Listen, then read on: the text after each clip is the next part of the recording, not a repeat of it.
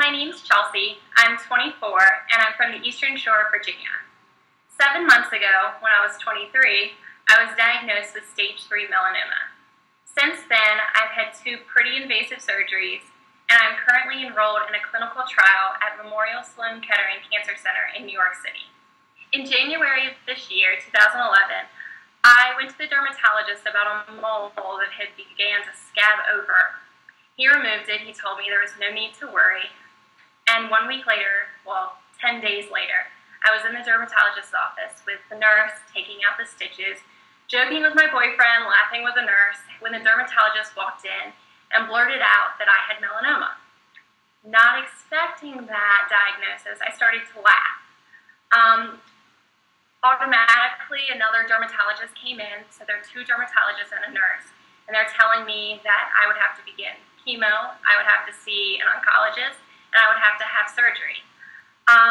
About 1 month, not even a month later, I had a surgery that removed lymph nodes under both arms and both sides of my neck.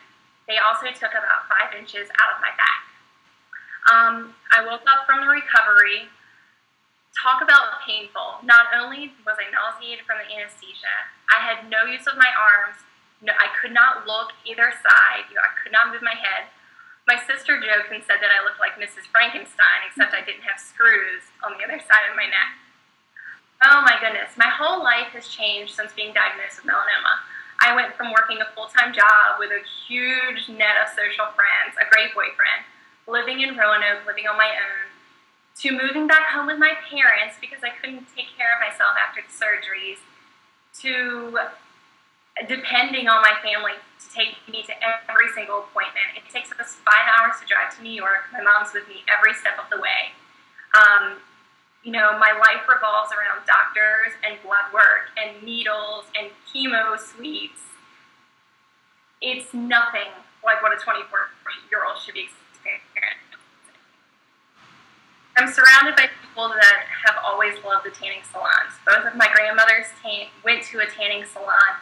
My aunt had a tanning bed in her home, and tanning was a social function. My college friends and I would carpool to the tanning salon. It's what we did after class, you know, before a sorority banquet or a vacation, and especially college graduation. I never used a tanning bed on a daily basis, but I did use it, I would say, for a span of 6 years through high school and college. So I have a lot of resentment and anger towards tanning beds right now. I remember when I would use the tanning bed in high school, my older sister would say, "You're going to get skin cancer, you better be careful." And I thought it was no big deal. I thought they would just take a hunk of my skin and I would be perfectly fine. So I told her, if I have to get cancer, I hope it's skin cancer. And now I realize how stupid that was. I did not know. I didn't have the information. The information was not available to me.